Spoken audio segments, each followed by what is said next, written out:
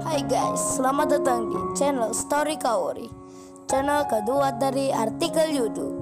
Jangan lupa subscribe, share, dan like video ini. Cara-cara kolom komentar di bawah ini. Kisah pemuda kaya, anak bos besar, pemilik 73 perusahaan, yang menjadi cleaning service. Episode 603, Merlin yang ditanya Sandria. Oh ya Mbak Mas, itu siapa ya memangnya? Saya dari tadi kok curiga. Di saat itu Jenna dan papanya, serta pula mamanya, mereka yang baru memecat kerja Kenshin. Mereka pun mendengarnya, melihat Sandria yang bertanya pada wanita itu. Si Merlin pun langsung menjawabnya. Lo memangnya mbaknya belum tahu ya? Kan sudah saya bilang tadi. Jadi pikir saja sendiri. Kalau bos dealer ini sampai menghormati, berarti Mas itu punya kedudukan tinggi. Waduh, Merlin membuka siapa Kenshin. Wah gawat-gawat si Merlin ini. Dia kelepasan bicara atau ingin membalas Jenna. Biar Jenna malu karenanya. Sandria pun bertanya lagi. Maksudnya punya kedudukan tinggi apa ya? Kan Mas itu pernah kerja cleaning service di sini. Kerja jadi sopir teman saya pula. Masa orang seperti itu mau kerja begitu? Terus memang punya tujuan apa? Sandria memancing Merlin, agar Merlin bicara menjelaskan. Merlin pun menjawabnya, nah kalau itu aku juga nggak tahu ya. Soalnya aku pula baru kenal Mas itu. Jadi gua tak bisa menjelaskan alasannya. Jenna dan papanya pun mendengarnya. Merasa penasaran jadinya. Apa benar mantan sopirnya adalah seorang yang punya kedudukan tinggi? Kedudukan tinggi apa maksudnya? Pak Jeffrey dan Jenna putrinya semakin memuncak ingin tahunya. Lantas Pak Jeffrey pun bertanya pada marketingnya.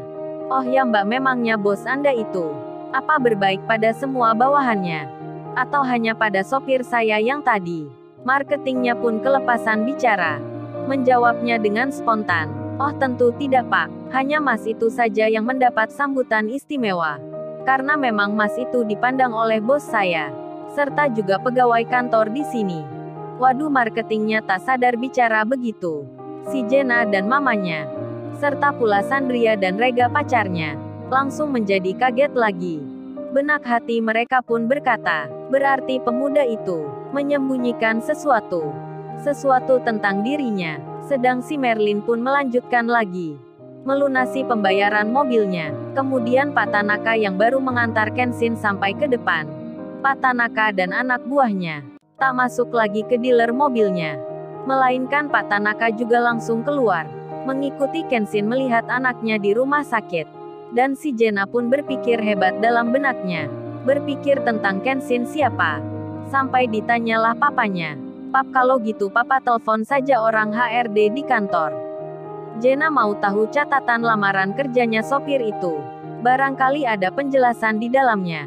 Papanya pun mengerti. Segera dihubungi pegawai di tempatnya kerja. Pegawai HRD-nya pun mengirim foto berkasnya Kenshin, yakni lamaran kerja dan alamat rumahnya. Si Jenna dan papanya pun membacanya. Tentang lamaran kerjanya Kenshin, tertulis pernah kerja cleaning service. Alamat rumahnya di sebuah kos perkampungan. Si Jenna pun curiga. Lantas langsung berkata, oh ya Pap, apa ini palsu lamarannya? Papanya pun menjawabnya, entahlah Jenna, besok saja kita pikirkan masalah itu. Yang penting sekarang kamu beli mobilmu. Sementara itu, Kenshin sudah di rumah sakit, bertemu Kaori dan anaknya. Anaknya pun sudah baikan. Kenshin senang melihatnya. Tak terjadi hal yang dikhawatirkan. Begitu pula dengan keluarga besar Kenshin dan Kaori. Kemudian sore pun datang. Kenshin yang sudah pulang langsung saja memberi kabar. Kenshin menelpon Rena, si Rena yang sendiri di kamarnya. Dengan senang hati mengangkatnya. Halo Mas Kenshin. Selamat sore nih. Iya, saya di sini, ada apa ya? Waduh, belum apa-apa. Si Rena sudah menjawab yang belum ditanya. Kenshin pun membalasnya. Oh ini Mbak Rena, saya mau memberitahukan kabar tentang perusahaan milik tantenya Mbak Rena. Si Rena langsung menyahutnya. Oh jadi Mas Kenshin sudah tahu ya masalahnya. Kalau gitu aku siap nih menyimaknya. Kenshin lalu bicara. Oh begini Mbak Rena, yang jadi pimpinan di perusahaan itu namanya Pak Jeffrey. Dan untuk masalah perusahaan yang mengalami kemunduran, omsetnya yang jatuh, terlebih harus disuntik dana terus-menerus. Itu semua sudah saya ketahui masalahnya. Sebabnya adalah Pak Jeffrey. Diam-diam tanpa diketahui suami dari tantenya Mbak Rena, Pak Jeffrey itu membangun perusahaan sendiri. Dan celakanya, dana untuk mengembangkan usaha miliknya ternyata diambilkan dana dari perusahaan tantenya Mbak Rena. Terlebih lagi Pak Jeffrey bukan orang yang baik. Sudah menyalahgunakan kepercayaan dari omnya Mbak Rena. Malah Pak Jeffrey itu kerjasama dengan banyak perusahaan lain. Dan saya punya bukti rekaman pembicaraannya, serta sedikit videonya. Hal itu bisa saya dapatkan ketika tak sengaja, saat menjadi sopir kemarin.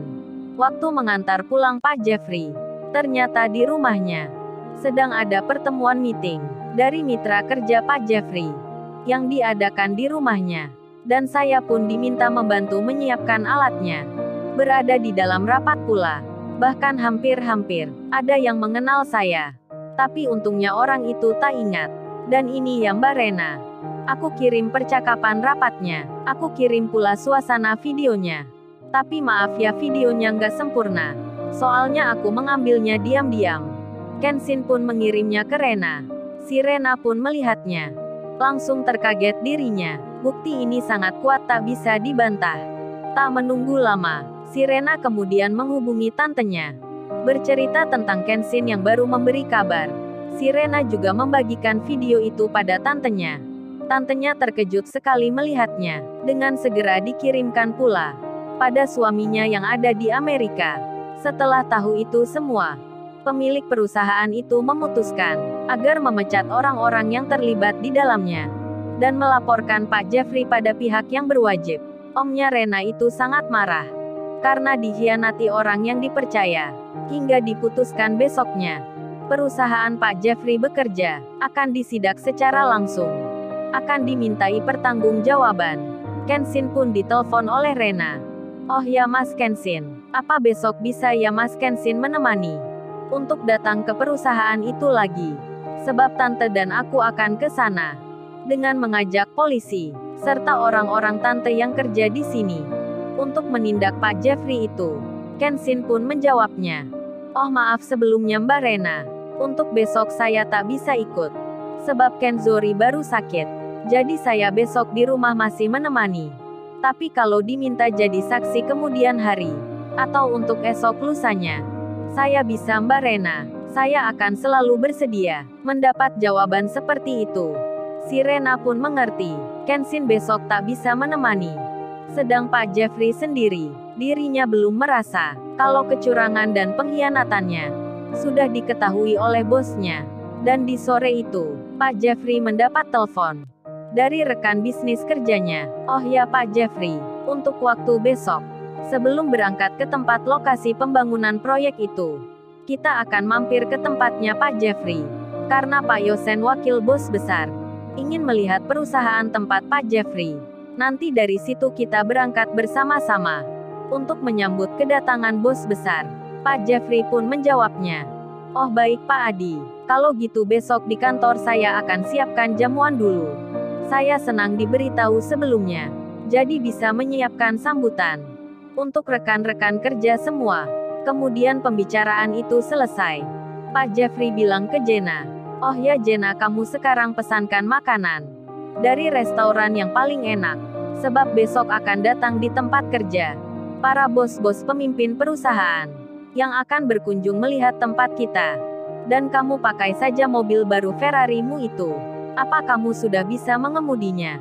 Si Jenna menjawabnya, ya tentu Pak Jenna sudah bisa mengemudi sendiri. Dan siap Pak Jenna akan laksanakan. Jenna akan memesan makanan yang paling mahal, yang paling enak untuk diberikan pada rekan papa. Si Jenna pun begitu senangnya. Tapi hatinya masih terpikir Kenshin. Sopirnya yang kemarin itu siapa? Si Jenna belum mendapat jawaban. Terlebih sekarang Jenna sibuk menyiapkan pertemuan akan datangnya tamu-tamu yang penting. Pak Jeffrey pun tak mendapat firasat. Di saat senang menyambut para tamunya besok, Rena dan tantenya pun datang. Akan meminta pertanggungjawaban darinya. Akan menegur dan melaporkan perbuatannya. dengan membawa bukti yang diberikan Kenshin. Apakah Pak Jeffrey bisa mengelak? Apakah Pak Jeffrey akan melawan?